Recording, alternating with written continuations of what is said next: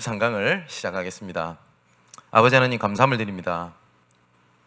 예수가 그리스도가 되시며 십자가에서 모든 문제를 해결하시고 더 이상 정복당하지 아니하고 정복의 시작을 하게 하신 하나님께 감사함을 드립니다. 우리에게 일어나는 모든 것들은 하나님께서 함께 하시고 증거를 가지고 계획을 성취하시는 정복의 현장이며, 이제 올해는 시간표에 따라 실현을 위하여 우리에게 방향과 흐름 속에 있게 하신 것을 감사함을 드립니다. 주신 은혜가 쌓이고 주신 응답이 넓게 보여져서 영원히 지속되고 현장에 후대들을 살리는 정복의 시스템으로 세워지게 하여 주옵소서. 살아계신 예수님의 이름으로 기도합나이다. 아멘. 골로새서 4장 15절을 보니까 라오디게아에 있는 형제들과 눈바와 그 여자의 집에 있는 교회의 문안하고 그렇게 되어 있습니다. 오늘은 지교회에 대한 말씀을 드리려고 합니다. 이때는 거의 대부분이 교회가 집에 있었습니다. 핍박의 시대였기 때문에 우리가 서론 부분에 조금 생각을 해야 될 것이 있습니다. 우리의 표현입니다만은 하나님의 소원이 있습니다. 정말 하나님께서 원하시는 것이 뭐냐라는 것에 방향을 맞추고 있으면 하나님께서 그 사람을 그냥 두지 않으실 겁니다. 그죠? 우리가 주변의 사람들 중에 나의 계획과 내 방향을 너무너무 잘 아는 사람이 있어요. 이 사람이 조금 실수해도 그 사람 버리지 않습니다. 우리 사람도 끝까지 함께 합니다. 이 사람이 조금 연약해도 그 연약함에 초점을 맞추지 않습니다. 내 소원을 아는 사람에게 모든 걸 맞춥니다. 그죠? 우리가 정치 얘기를 할 때 다른 사람 온정주의 무슨 얘기를 해도 사람은 어쩔 수 없어요. 이 사람이 아무리 나쁘다 틀렸다 해도 내 방향을 알고 내 상황을 알고 내 마음을 이해해주는 사람을 참모로 뽑고 그 사람과 함께 하려고 합니다. 어쩌면 그게 맞다고 볼 수도 있습니다. 그죠? 그렇다면 하나님의 소원이 뭐겠습니까? 우리를 향한 하나님의 소원이 뭐겠습니까? 하나님께서는 우리가 도덕 윤리적으로 깨끗해지기 원하시는 것을 하나님께서 원하지 않습니다.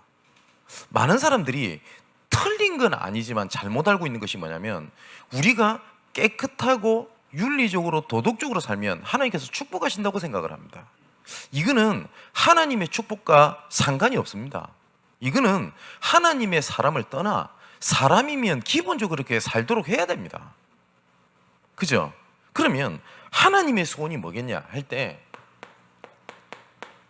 디모데전서 2장 1절에서 7절까지의 말씀을 보면 그 부분에 대한 내용이 나와 있습니다. 4절에 이렇게 되어 있죠. 하나님은 모든 사람이 구원을 받으며, 이렇게 되어 있습니다, 진리를 아는 데에 이르기를 원한다 라고 되어 있거든요. 그러면 이 구원을 현실화시키기를 원하시는 겁니다. 우리에게 주신 복음은요, 관념이 아닙니다. 우리에게 주신 복음은요, 막연하게 해보자 라는 것이 아닙니다. 믿음은 바라는 것들의 실상이라고 되어 있습니다. 복음은 하나님의 능력입니다. 근데 관념적으로 구원을 생각을 하는데 그렇지가 않습니다. 하나님의 소원의 가장 첫 번째가 뭐냐? 모든 사람이 구원에 이르기를 원한다 라고 되어 있고요, 이 일을 위하여 하나님께서 5절에 보니까 하나님은 한 분이시요 하나님과 사람 사이에 중보자도 한 분이시니 곧 사람이신 그리스도 예수라 라고 되어 있습니다. 이 구원을 위한 중보자로 하나님께서 딱 한 길을 주셨습니다. 그분이 바로 누구냐? 그리스도입니다. 이 구원에 이르는 중보자가 이 그리스도인데, 이거는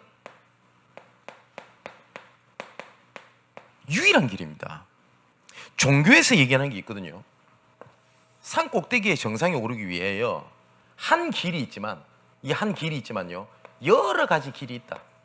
그래서 어디를 가든 도달한 데가 한 군데다. 이게 종교에서 말하는 겁니다. 그렇기 때문에 각자의 종교를 인정해 주자. 그리고 결국은 하나님의 영광을 이루게 하는 것이다 라고 얘기를 합니다. 이걸 보고 에큐메니컬 운동이라고도 합니다. 이거는 완전히 사단의 얘기입니다. 하나님께서는 분명히 오늘 말씀하셨습니다. 하나님과 사람 사이에 구원을 이루는 중보자는 그리스도 외에는 없다라고 얘기를 합니다. 한번 보십시오. 시대가 가면 갈수록 오직 그리스도를 말하는 교회, 오직 그리스도를 말하는 사람, 오직 그리스도를 말하는 목회자는 점점점 줄어들게 될 겁니다. 결국은 마지막 영적 싸움이 이거거든요. 하나님과 우리 사람 사이의 중보자는 그리스도밖에 없다. 그래서 하나님께서 여기에 있다는 우리에게 증거를 주신 겁니다. 그래서 6절에 그가 모든 사람을 위하여 자기를 대속물로 죽였으니 기약이 이르러 우리에게 주신 증거입니다. 그래서 이 증거대로 7절에 이를 위하여 내가 전파하는 자와 사도로 세우심을 받은 것은 참말이요 거짓말이 아니니 믿음과 진리 안에서 내가 이방인의 스승이 되었다. 이리 되어 있습니다. 이 증거를 가지고 하나님께서 각 사람에게 직분을 주신 겁니다. 어떤 사람은 중직자로, 어떤 사람은 사역자로, 어떤 사람은 목회자로, 어떤 사람은 교사로 이렇게 주신 겁니다. 이게 하나님의 소원입니다. 그런데 이 사단은요, 이 하나님의 소원 한 가지만 빼놓고 모든 것을 다 하게 합니다. 그래서 뭐가 응답이 있는 것 같고 축복이 있는 것 같은데 결국은 뭐가 희미해지냐? 점점 복음이 희미해지게 되는 겁니다. 그 대표적 케이스가 중세교회입니다. 중세교회가 캐톨릭 신앙에서는 중세시대를요 교회의 황금기라고 부릅니다. 왜냐? 교회가 모든 걸 다 장악하고 있었어요. 정치, 경제, 문화 모든 걸 다 장악하고 있었습니다. 심지어 교황이 왕을 갈아치울 수 있을 만큼 힘이 있었습니다. 교회의 능력이 어마어마했습니다. 그죠? 그러다 보니까 그때 당시 정치, 경제, 문화를 장악했던 그 여파가 지금도 있잖아요. 유럽 역사에 교회라는 단어를 빼버리면 유럽의 역사가 없다고 해도 과언이 아닙니다. 그런데 복음이 올바르게 전달된 적이 없던 시대가 중세시대입니다. 그래서 개혁주의에서는 중세시대를 교회의 암흑기라고 부릅니다. 많은 사람들이 제자훈련을 합니다. 그래서 성경도 알고 깨닫고 느끼고 내가 하나님 앞에 더 가까이 가는 것 같고, 그런데 점점 구원에 이르게 된다고 돼 있거든요. 구원 얻을 사람들이 현장에 방치되어 있는데 내가 먼저 살아야 돼, 내가 응답받아야 돼, 내가 먼저 축복받아야 돼, 이러면서 점점 캄캄함이 만민을 가리워지게 된 겁니다. 그래서 하나님께서 우리를 이 땅에 불러가지고 우리를 위하여 하시고자 하는 절대 소원 속에 하나님의 방향이 있거든요. 그래서 우리 중직자분들에게 하나님께서 우리에게 소원을 가지고 있는 근본 목표는 지교입니다. 자, 성경을 한번 잘 보십시오. 성경에 보면 크게 이스라엘 백성들이 7가지 재앙을 받게 됩니다. 더 있겠습니다만은 크게 이 속에 7명의 하나님께서 남은 자를 불렀습니다. 이 사람을 일명 우리가 7명 렘넌트다 이렇게 부르는 겁니다. 성경에 왜 여러 명이 있는데 왜 굳이 7명만 얘기했냐? 7재앙 속에 7 남은 자를 하나님께서 준비했다. 그래서 대표성을 가지고 우리가 렘넌트 7명을 얘기를 하거든요. 자, 이 사람들은 7재앙 속에 하나님의 손을 알았던 사람들입니다. 자, 예레미야 14장에도 그때 당시에도 지금하고 똑같은 상황이 벌어집니다. 믿으니까 잘 될 거야, 믿으니까 축복받게 될 거야, 이런 선지자들이 우죽순까지 일어나게 된 겁니다. 그래서 하나님께서 예레미야에게 하신 말씀입니다. 뭐냐? 그 사람들을 믿고 그 사람을 따르는 백성을 위하여 복을 구하지도 말라 라고 말씀을 하십니다. 왜냐하면 7재앙을 살리게 하는 하나님의 소원을 제껴놓고 내가 축복받을 거야, 내가 응답받을 거야, 이런 사람들이 있었단 말이에요. 이때 하나님께서 어떤 단어를 쓰시냐? 하나님의 눈물이라는 단어를 쓰십니다. 그래서 예레미야가 이 눈물을 이해했던 그 시대의 남은 자였습니다. 지금 한번 잘 보십시오. 거의 대부분이 후대와 영혼들이 전부 흑암 속에 다 빠져 있습니다. 이 속에 분명히 하나님께서 구원받기로 작정된 자, 그 속에 있는 제자, 그 제자를 통해서 이루어질 영원한 시스템이 예비되어 있거든요. 하나님께서 이 일을 위하여 마태복음 24장 14절에 땅끝까지 복음이 증거되고 나니야 끝이 오리라. 이것 때문에 지구를 운행을 하십니다. 이 하나님의 손을 얼마만큼 소중해 보셨는지 마태복음 6장 33절에 먼저 그의 나라와 그 의를 구하라. 그러면 이 모든 것을 다 너에게 다하여 주시리라. 어느 정도까지 쉽게 복음에 대한 얘기를 말씀하셨냐? 이 속에 있으면 내 모든 걸 책임져 줄게 라고 말씀을 하셨어요. 이 안에 하나님의 계획이 있고, 이 속에 우리의 미래가 있으며, 이 속에 이 시대의 미래가 있고, 이 속에 하나님의 모든 응답과 축복이 다 있다라고 말씀을 하셨는데, 이 하나님의 손을 제껴놓고 난 다음에 거의 대부분이 어디에 빠져있냐? 내가 축복받고, 내가 먼저 힘을 얻고, 내가 먼저 깨닫고, 나 하고 있는 거예요. 창세기 3장의 근본 문제가 뭐죠? 너가 중요하다는 아닌갑니까? 너가 중요해. 하나님도 중요하지만 너가 중요해. 네가 깨달아야 돼. 네가 알아야 돼. 그게 창세기 3장입니다. 그죠? 그런데 우리는 창세기 3장 영적 문제 머리로는 알고 있어요. 근데 대부분 사람들의 모든 신앙이 어디에 맞춰 있냐? 나 이러고 있습니다. 나를 살려야 됩니다. 그 나를 살려야 될 이유가 뭐냐? 하나님의 소원 때문입니다. 그렇다면 하나님, 내가 우리 가정을 살려야 되겠습니다. 하나님, 이 시간 나에게 성삼위 하나님의 능력으로 나를 살려주옵소서. 이 기도가 맞아요. 하나님, 내가 힘들어 죽겠습니다. 나부터 살아야 되겠습니다. 틀렸습니다. 하나님, 교회가 무너지는 시대에 하나님, 내 교회 살릴 수 있는 나에게 힘을 주옵소서. 그게 맞아요.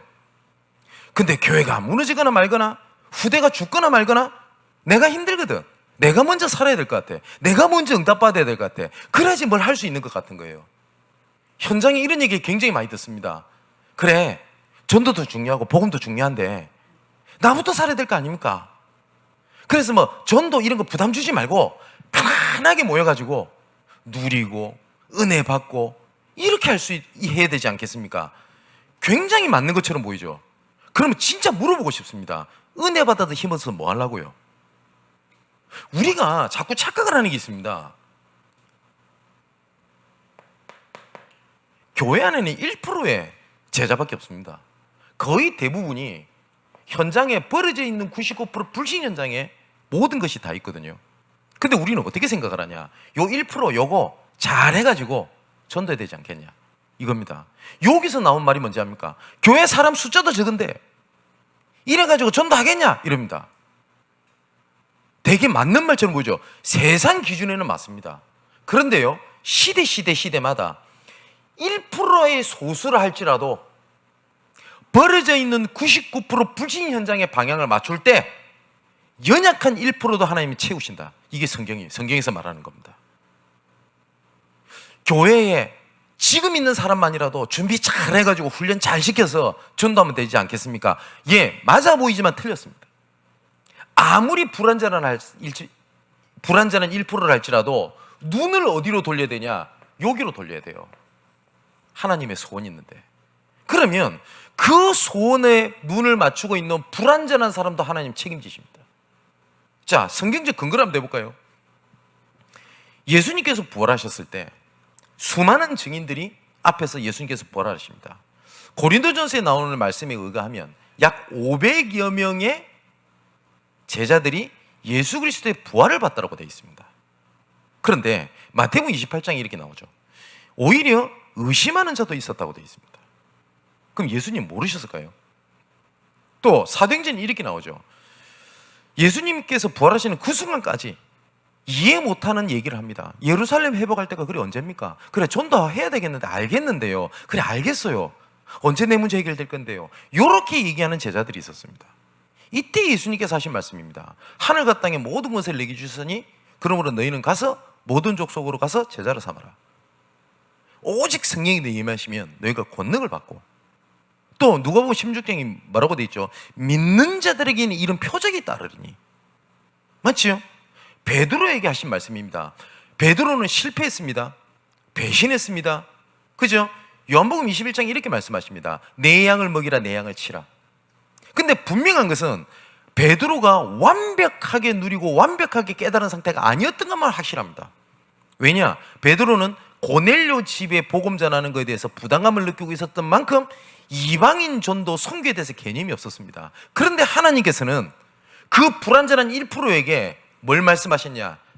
하늘과 땅의 모든 것을 내게 주셨으니 그러므로 모든 족속으로 가라. 마태복음 28장 16장에는 뭐요? 만민에게 가라. 그러면서 믿는 자에게 이 표적이 따르게 될 것이다. 요한복음 21장에는 내 어린 양을 먹이라, 내 어린 양을 치라, 후대 얘기를 하셨고요. 사도행전 1장 8절에는 땅끝까지 이렇게 말씀을 하셨습니다. 그러면 하나님의 소원, 하나님의 눈물을 맞추고 있는 소수, 그 사람을 통해서 모든 것을 움직이는 하나님의 계획이 있습니다. 오늘 그 1%에 작아 보이고 연약해 보이고 부족해 보일지라도 버려진 99% 불신 현장을 향해서 눈을 돌리게 되는 귀한 응답이 되기를 주님의 이름으로 축원을 드립니다. 자, 성경에 중요하게 나오는 단어들이 몇 가지가 있습니다. 이게 전부 다 이 1%의 사람이 99% 불신 현장에 하나님의 손에 방향을 맞출 때 보이게 하신 것이 있습니다. 예비된 것을 보이게 하셨습니다. 여기에 세 가지 단어가 나오는데 성경 곳곳에 보면 흩어진 자 이렇게 되어 있습니다. 마가다락방의 문이 열리자마자 하나님께서는 15개국의 흩어진 산업인들을 모았습니다. 중직자를 모으신 거죠. 또 출애굽기 3장 16절에 가나안 정복의 시련을 시작을 하실 때 하나님께서 각 지파에 흩어져 있던 장로들을 불러 모았습니다. 예비돼 있었죠. 또 이사야 60장 1절 22절에 보니까 일어나라 빛을 발하라. 이때 만방에서 흩어졌던 내 아들 딸들이 몰려오게 될 것이다 라고 하나님께서 말씀하셨습니다. 그러면 구원을 위하여 흩어진 자들이 있다는 말이거든요.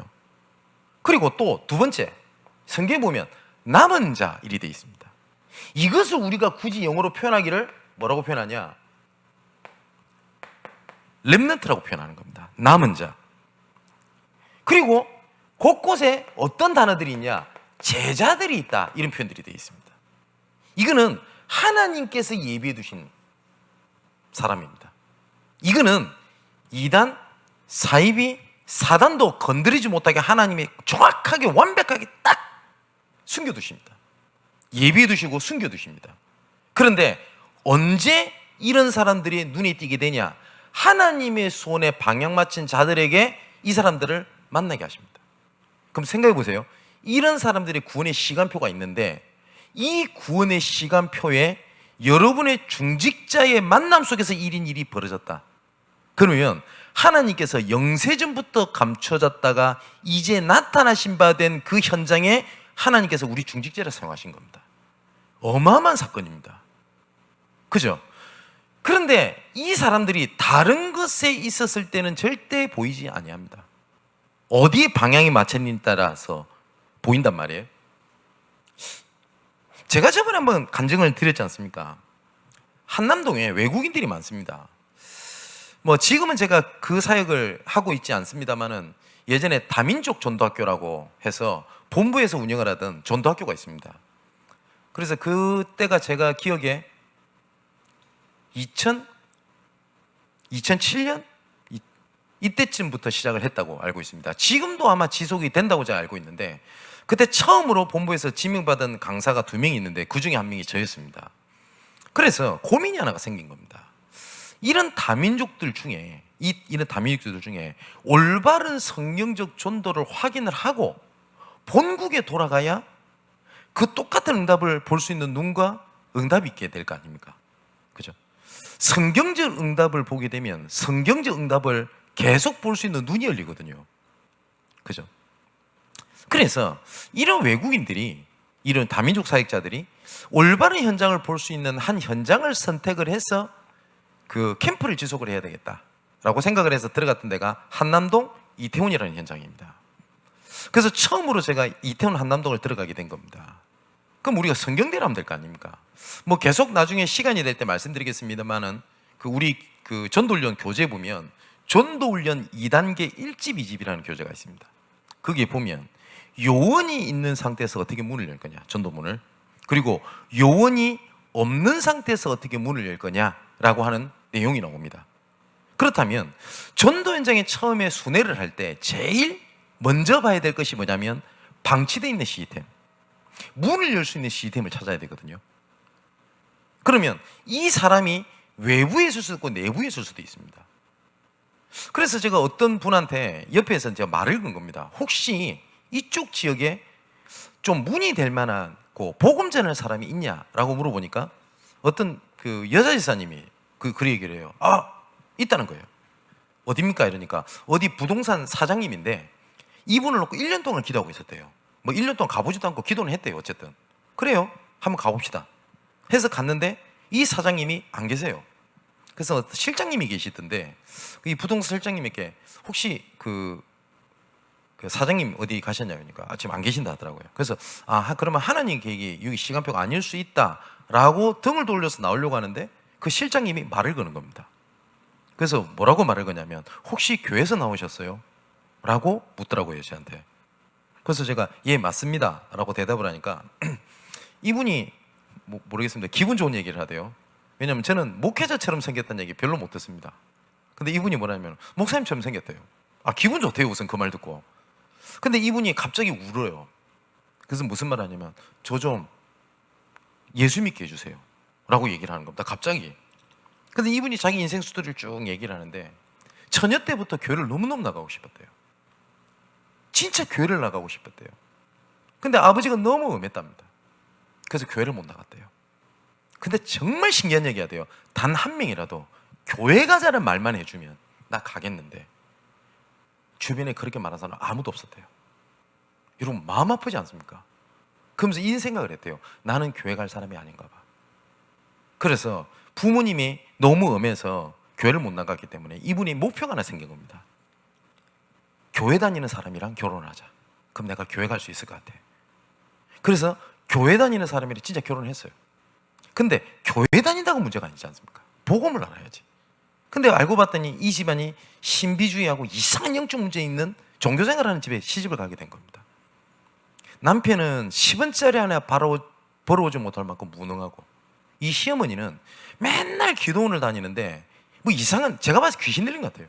일주일에 한 번씩 흑암을 꺾어야 된다고 하면서 며느리 아닙니까 본인이. 며느리 머리채를 붙잡고 동네를 1시간 동안 끌고 다니는 거예요. 귀신을 내쫓아야 된다고.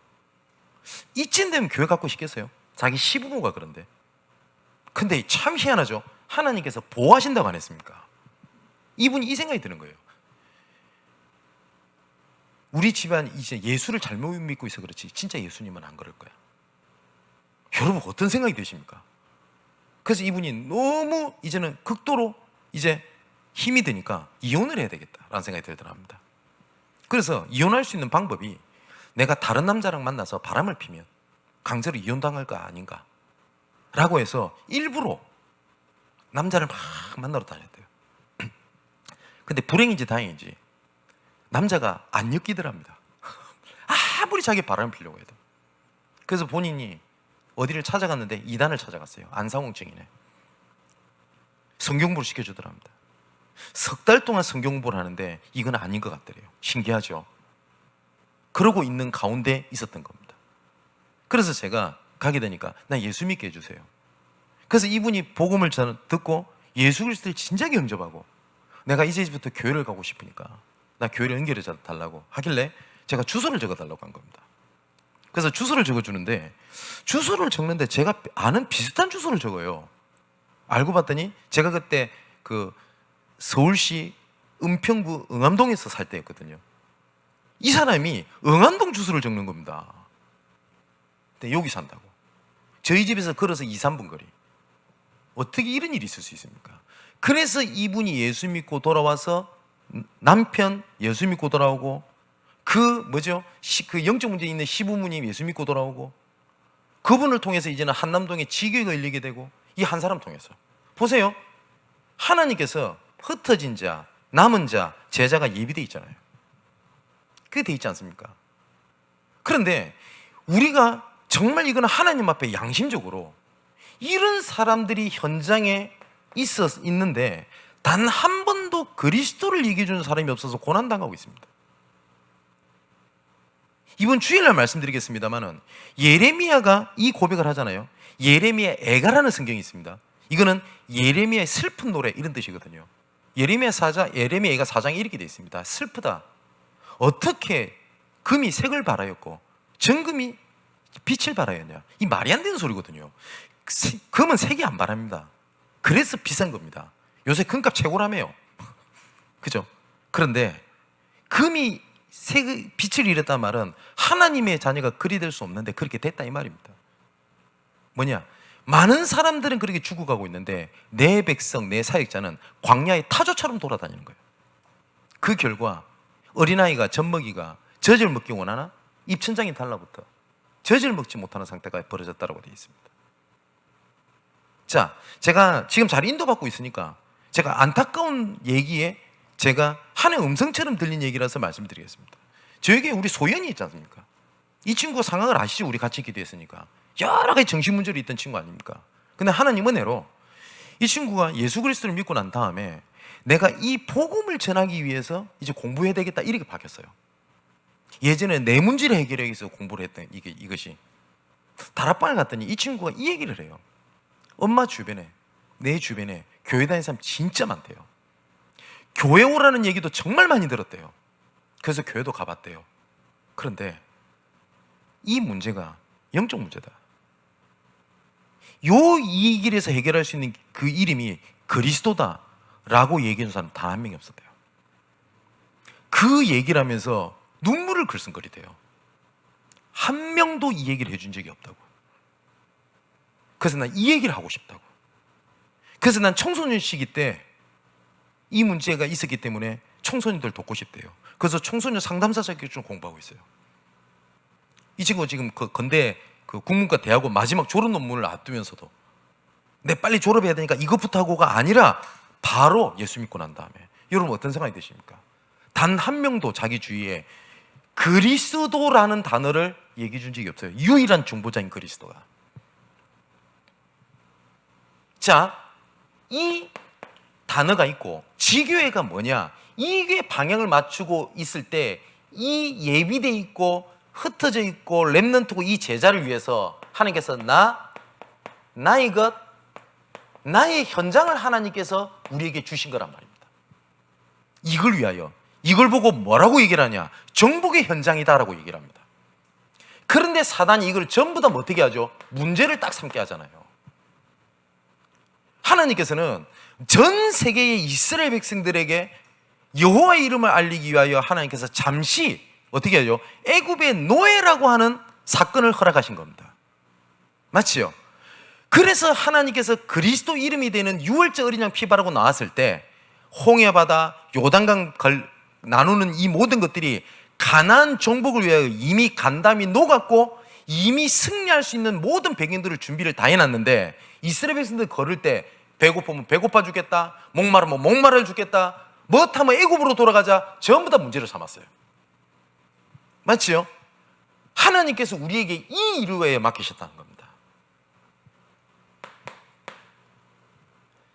그래서 이 모든 것을 보는 눈이 가로막히기 때문에 우리가 계속 확인했던 게 과거를 보좌화하고 오늘을 보좌화하고 미래를 보좌화할 이유가 여기 있는 겁니다.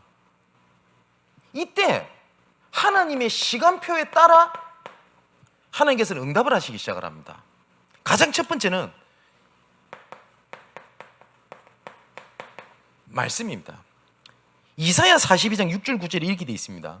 나 여호와가 의로 너를 불렀은즉 내가 네 손을 잡아 너를 보호하며 너를 세워 언약의 백성과 이방의 빛이 되게 하겠다. 이때 어떨 때인지 압니까? 이사야가 이 말씀을 할 때 포로되었을 때예요. 포로돼 가지고 우리는 끝났다, 희망이 없다라고 할 때 하나님께서는 뭐라고 말씀하셨냐? 언약의 백성과 빛이 되게 하겠다, 이렇게 말씀을 하셨습니다. 네가 눈먼 자들의 눈을 밝히며 갇힌 자를 감옥에서 이끌어내며 흑암에 앉은 자를 감방에서 나오게 하리라. 나는 여호와니 이는 내 이름이라. 나는 내 영광을 다른 자에게, 내 찬송을 우상에게 주지 아니하리라. 보라, 전에 예언한 일이 이미 이루어졌느니라. 이제 내가 새 일을 알리노라. 그 일을 시작되기 전에라도 너에게 이르게 될 거다. 하나님 말씀 주시겠다고 되어 있습니다. 그러면 시간표에 따라 하나님께서는 사건을 일으킵니다. 어쩔 때는 이것이 문제로, 위기로 이렇게 포장되어 오거든요. 어쩔 때는 핍박으로 다가올 수도 있습니다. 이것을 조금만 하나님의 언약을 기억하고 보게 되면 여기서 하나님의 나라가 세워지게 되는 겁니다. 이걸 보고 지교회라고 얘기를 합니다. 자, 중직자를 부르신 하나님의 근본 목표가 뭐냐? 이 지교회를 세워라. 이거는 건물을 말하는 것이 아니죠. 내가 처한 집, 내가 처한 직장 현장, 내가 처한 지역에 말씀 운동을 펼쳐놓는 지교회를 하는 겁니다. 왜냐? 이 사람들 현장에 곳곳에 있기 때문에. 많은 사람은 그럽니다. 전도가 안 된다, 전도가 어렵다, 저거는 불가능하다. 미안하지만 잘못 본 겁니다. 현장에 아까 제가 몇 가지 간증을 드렸지 않습니까? 현장에서 진짜 복음 전해본 사람 압니다. 이런 사람들이 현장에 널려 있어요. 이걸 진짜 보면요, 조금 눈에 보인다, 그것 때문에 낙담하고 좌절하고 하지 않습니다. 왜냐? 사람이 죽어가는데요. 그래서 이제부터 이 중직자가 시기의 응답을 누리는 방향을 좀 보셔야 되겠습니다. 어떻게 시기의 응답을 시작을 하겠냐 할 때 제일 먼저 날을 정하는 겁니다. 이 날을 정한다고 하는 것은 하나님께서 응답하시고 문을 여시는 그 날을 정해놓는 겁니다. 우리가 365일 24시간을 그렇게 살아야 되겠습니다만은 이 날을 특별히 전도의 날로 정하는 겁니다. 자, 그래 놓고 어디를 돌아다니는 게 아닙니다. 내 삶과 관련된 현장에 방향을 놓고 언약을 놓고 기도하고 있으면 이때부터 모든 것이 전도랑 연결된다는 사실을 알게 됩니다. 하필이면 그때 제가 사역을 할 때 동선을 굉장히 중요하게 여깁니다. 저는. 왜냐하면 워낙 서울이 넓고 그리고 차도 막히고 멀기 때문에 동선을 이렇게 비슷하게 묶어놓지 않으면 그 사역을 소화해내기가 어렵거든요. 그래서 웬만하면 동선을 좀 맞추는 편입니다. 근데 신기하죠. 그 동선에 맞춰서 꼭 연락이 오거나 문이 연결돼서 온다고 하면 한두 번은 우연이라 하겠죠. 근데 이 한두 번이 아니라 계속 온다면 그 우연이 아니죠. 하나님의 필연이죠. 그게 하나님의 역사입니다. 자, 이래 놓고 내가 할 수 있는 작은 실천을 하는 겁니다. 큰 실천도 아닙니다. 제가 저번에도 말씀드렸죠. 제가 김해에서 사역할 때입니다. 어떤 영적으로 심각한 문제가 있는 애가 왔어요. 어느 정도까지 애가 시달리냐? 제가 그때 학부 전도사 때니까요. 제가 자취방에서 같이 자는데 꿈을 꾸는 것도 아닙니다. 얘는 눈에 보이는 거예요. 귀신이 작두를 갖고 와서 거기서 뛰라고 안 합니까?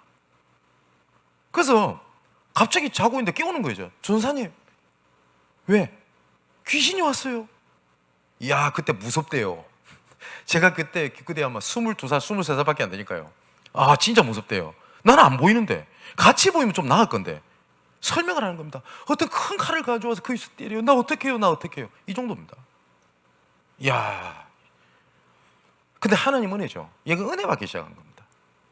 그래서 어느 날 자기 눈에 보이던 것들이 어떻게 되냐? 자기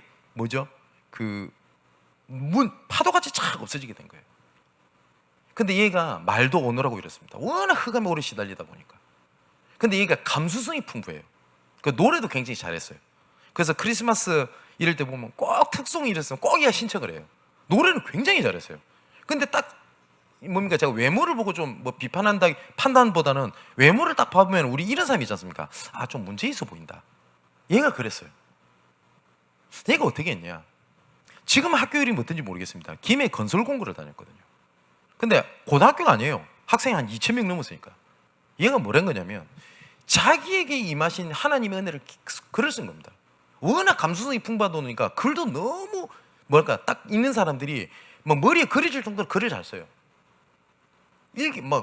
글을 쓰다 보니까 이거를 교회에서 복사를 해가지고요 학교에 뿌린 겁니다. 얘가. 그런데 학교는 난리가 났어요. 이상 불은 삐라 같은 게 돌아다니니까.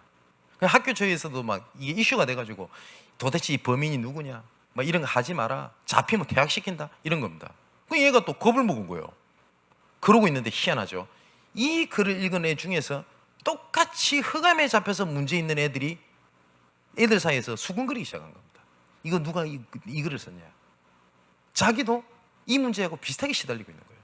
그 중에 한 애는 이미 신이 들어와 버린 거예요. 그래서 그때 당시에 그 김해 건설공고의 교장 선생님이 얘를 불러가 점을 치고 이런 애가 있었다니까요. 얘 이 글 때문에 얘가 예수 믿고 돌아오고, 그래서 거기서 말씀문제 펼쳐지게 된 겁니다. 그래서 제가 그 학교 상담 교사까지 들어가게 돼요. 지금 이 친구는 목회자 길을 걷고 있습니다. 그 정신문제에 기시 시달렸던 애가. 뭐냐면 내가 할 수 있는 작은 것을 하는 겁니다. 큰 것도 아니고. 그렇게 되면 이런 지교의 과정 속에 하나님께서 만나게 하는 사람이 있습니다. 그걸 보고 팀 구성이라고 합니다. 절대 하나님께서 혼자 일을 진행하지 않거든요. 그리고 이 팀 구성이 되는 것에 따라서 어떠한 지역으로 들어가야 되겠다는 것이 결정이 되고, 이 팀 구성에 따라서 사역에는 형태도 결정이 되게 됩니다. 어떤 사람이 만나지냐에 따라서. 그래서 아까 말씀드렸듯이 이 친구가 건설공고에서 그 글 쓴 게 있지 않습니까? 몇 친구가 딱 모여진 거예요. 그래서 이 친구가 뭘 한 거냐면, 고등학생들이니까, 왜냐면 자기가 하나님께서 주신 은혜를요, 얘들이 글을 쓰기 시작한 거예요. 그래서 어떻게 했냐면, 그냥 A4 용지를 하면은 불온 삐라 같으니까 그때 당시에 중고등부 주보에 넣은 겁니다. 그래서 이 주보에는 교회 이름, 담당 교육자 나오니까요. 이걸 가지고 그때 당시에 부감 집사님으로 있었던 분이, 제가 몇 번 간증드렸죠. 붕어빵 장사를 하면서 이걸 나눠준 겁니다. 학교 앞에서. 이거 했는데 하나님께서 굉장히 청소년 사역에 굉장히 중요한 문을 여셨어요.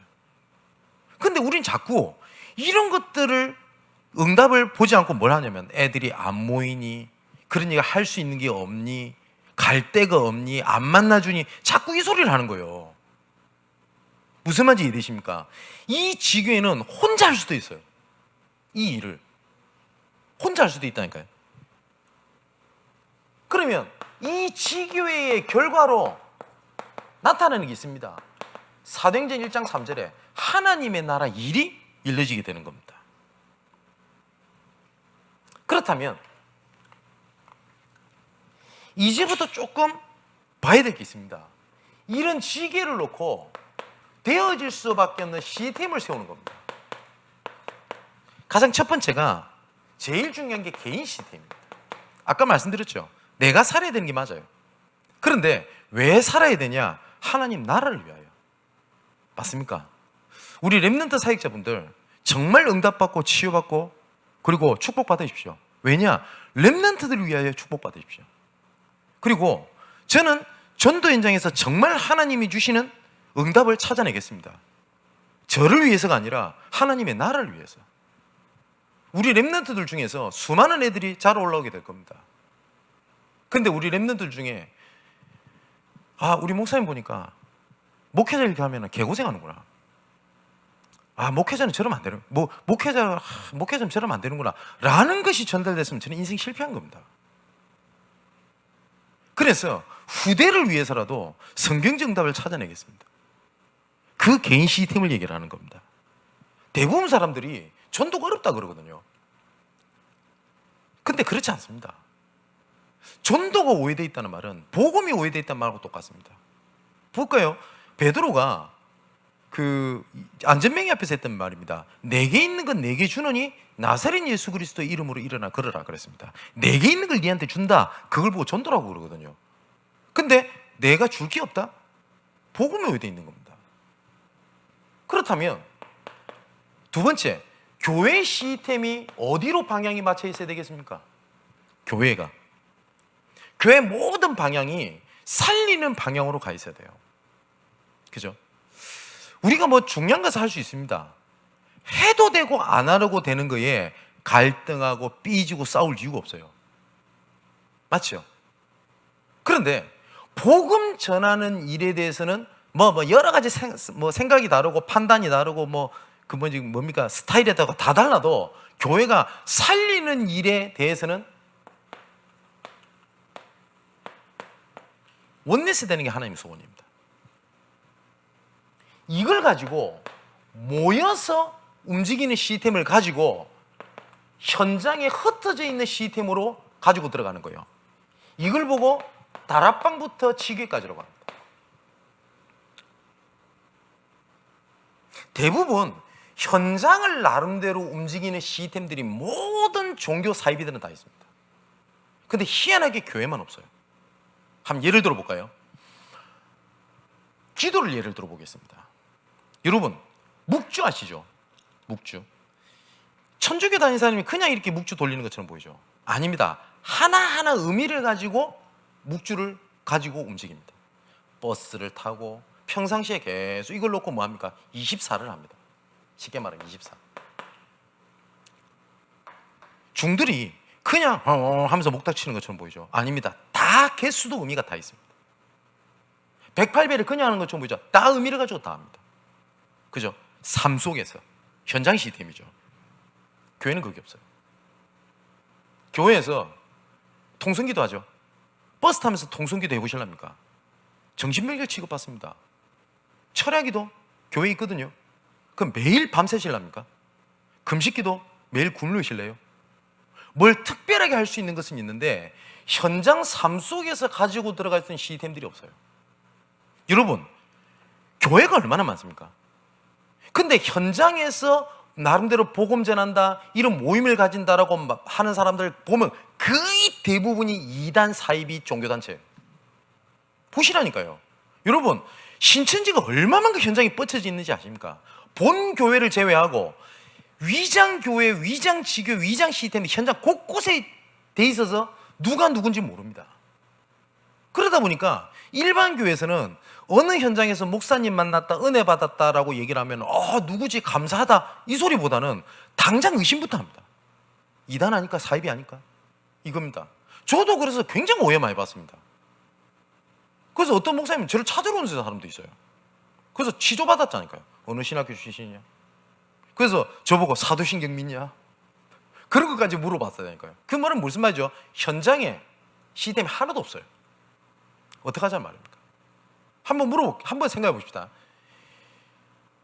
우리 교회에 청소년 지도사를 가지고 있는 두 청년이 있죠. 올해 10월에 결혼하게 되는데 제가 현덕이를 제가 만나자마자 너무너무 기뻐가지고 해줬던 얘기입니다. 뭐냐면 너는 분명히 하나님 계획이 있다. 너를 향한 분명히 하나님 절대 계획이 있다. 왜냐? 청소년 현장을 파고 들어갈 수 있는 중요한 문이거든요. 여러분, 우리나라에 청소년 상담센터, 청소년 수련관 모든 단체 있죠. 파악해 보시라니까요. 제가 현대기한테 지시해서 제가 보고를 들었어요. 거의 90% 불교가 다지고 있습니다. 근데 그걸 하면요, 그걸 노리고 하자는 말이 아닙니다만은 정부의 지원을 받으면서 청소년 랩런트 현장을 파고 들어갈 수 있어요. 근데 딱 누가 못하냐? 교회만 못해요. 거의 대부분 고아원, 복지, 천주교, 불교가 다지고 있어요. 교회가 갖고 있는 거 찾아보십시오. 없다니까요. 내가 먼저 축복받아야 돼, 내가 먼저 살아야 되니, 그래도 나 우리 교회 이러고 있을 때 현장은 이렇게 다 빼버린 겁니다.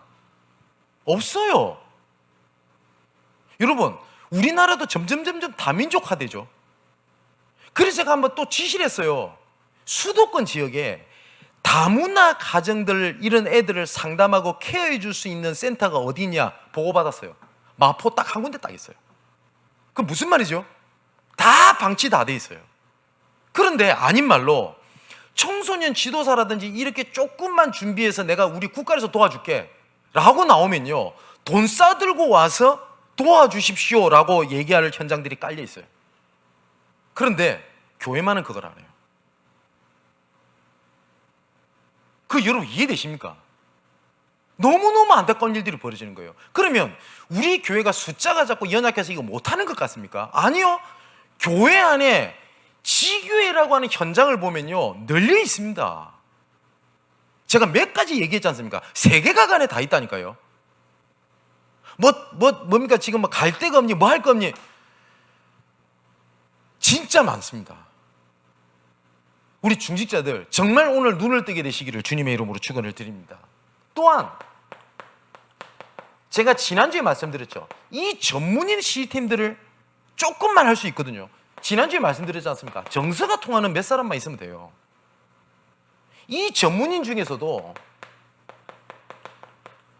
엘리트가 예비되어 있습니다. 이걸 놓고 우리가 지금부터 우리 중직자분들이 한 단어를 하나님의 절대 목표를 잡는 겁니다. 뭐냐? 지교회입니다. 이 지자가 브랜치라고 하는 가지 지자를 얘기하는 게 아닙니다.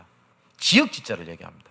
무슨 말이냐면 내가 어디 지교회를 열었는데 우리 교회하고 상관없이 다른 데서 많이 모인다. 상관없어요. 우리 교회만 와야 된다. 그럴 이유도 없어요. 저랑 지교에서 만난 분들 여러분 많지 않습니까? 지금 말씀 듣는 분 중에 제가 양문교회 담임 목사죠. 제가 구로나 아니면 홍대나 어느 지역을 갔었을 때 양문교회 홍대 지교회 혹은 양문교회 구로 지교회 혹은 양문교회 무슨 지교회라는 명칭을 제가 쓰는 걸 본 적이 있으십니까? 없죠. 우리 주부에는 지금 다른 지교회에서 좀 유일하게 광화문 지교회에 있는 메시지를 올린단 말이에요. 이게 약간 미션원 개념에서 올리려고 하는데 거기 봤을 때도 광화문 지교회 이렇게 되어 있습니다. 그 말은 무슨 말이냐면 그 지역에 복음 전하는 시스템을 얘기하라 이 말입니다. 그러면 광화문 지교회 예를 들면 다른 교회 사람들도 옵니다. 불신자들도 옵니다. 상관없습니다. 그 중에 아까 말씀드린 예비되어 있는 사람을 찾아서 또 다른 시스템을 세우는 거예요. 이걸 보고 지교회라고 얘기를 합니다. 이건 어느 경제에 이르렀을 때 받는 응답이 아닙니다. 모든 믿는 사람. 그래서 오늘 본문에 라오디게아에 있는 그 눈바의 집에 있는 자들에게 문안해라. 모든 집이 지교였습니다. 그래서 우리 모든 전 성도가 이 지교회 안에 방향이 들어가도록 지금부터 기도 제목 올바르게 잡아야 됩니다. 그러려면 아까 말씀드렸던 것처럼 문제가 아닌 것에 문제가 잡히면 안 돼요. 이번 주일날 우리 강단 메시지에서 말씀을 잡았듯이 우리가 연약할 수 있습니다. 감정이 슬픈데 눈물이 안 난다? 냉혈 아닙니까? 그럴 수 있어요. 기분이 나쁘다. 당연히 사람인데 기분이 나쁘죠. 배고프니까 배고프다. 아프니까 아프다. 라고 넘어가면 돼요. 그런데 이 사단은 어떻게 하냐? 이거랑 복음과 근본을 딱 무너뜨리게 만듭니다. 복음 가진 내가 이것밖에 안 되나? 그거 무슨 상관이에요? 어떻게 복음 가진 사람이 저럴 수 있지? 그럼 복음 가진 사람은 실수 안 합니까? 저 그런 얘기 되게 많이 들어요. 어떻게 저 복음 가진 전도자가 저렇게 될 수 있냐? 그렇게 안 돼요. 그러면 복음 가지면 완전체가 됩니까? 성경 우리 그리 돼 있어요. 연약하다? 연약해진 겁니다. 그래서 나는 그리스도가 필요합니다. 맞죠? 하나님 슬픕니다. 그래서 나는 그리스도가 필요합니다. 하나님 전 갈등이 됩니다. 그래서 저는 그리스도가 필요합니다. 하나님 저는 부족합니다. 저는 그래서 그리스도가 필요합니다. 그거죠. 근데 사단은 복음의 근본을 흔들어 버려요. 복음에 대한 근본이 흔들리면 뭐까지 흔들리는지 압니까? 하나님의 절대 목표가 흔들려져요. 이런 내가 중직자가 맞나? 이런 내가 교역자가? 이런다고 내가 랩런트라는 소리 들을 수 있나? 이렇게까지 가는 겁니다. 그 사단의 속임수입니다. 그게 속지 말고 정말 지교회라는 단어를 가지고 특히 이번 5주간 다락방, 팀사역, 미션홈, 전문교회, 지교회 이걸 보고 5가지 기초라고 합니다. 이 속에 내 삶과 내 업과 내 미래와 그리고 전도 전략과 모든 것이 이 속에서 나와줘야 되겠습니다. 왜냐? 이 얘기는 제가 드리는 얘기지만 이것은 전부 다 성경 안에 있는 성경적 전도라고 얘기를 합니다. 자, 바울이 총 7군데 지역을 돕니다. 그것이 지교회거든요. 이것이 계속 지속이 됩니다. 250년 뒤에 로마가 그리스도 이름 앞에 무릎을 꿇게 됩니다. 그래서 우리 교회에 성도가 100명이다. 그러면 적어도 한 사람당 한 군데에 이 응답을 찾아내야 돼요. 100군데 지교회. 아멘 맞죠? 이때 눈에 보이지 않게 흑암이 무너집니다. 흑암이 무너진 결과로 몰려들게 돼 있습니다. 뭐가요? 하나님의 은혜가, 하나님의 경제가, 그리고 우리의 자녀들이 정말 눈을 들어 정말 황폐된 현장, 우상에 빠진 현장, 하나님의 소원과 하나님의 눈물에 우리의 방향이 맞춰지고 우리의 모든 시선이 가게 되는 우리 중요한 응답이 있게 되기를 주님의 이름으로 축원을 드립니다. 기도하겠습니다. 우리를 향한 지교회를 시작하신 하나님께 감사함을 드립니다. 이제 이 지교의 응답을 이룰 현장으로 우리를 이미 부르신 줄 확신합니다. 특히 올 한 해 모든 중직자들과 우리 모든 전 성도가 지교의 응답을 실현하는 한 해가 되게 하여 주시옵소서. 현장 곳곳에 눈에 보이게 눈에 보이지 않게 지교의 시스템이 세워져 한 시대에 복음으로 정치, 문화, 경제를 살리고 회복하는 도전하는 교회, 중직자, 우리 렘넌트들이 되게 하여 주옵소서. 살아계신 예수님의 이름으로 기도하옵나이다. 아멘.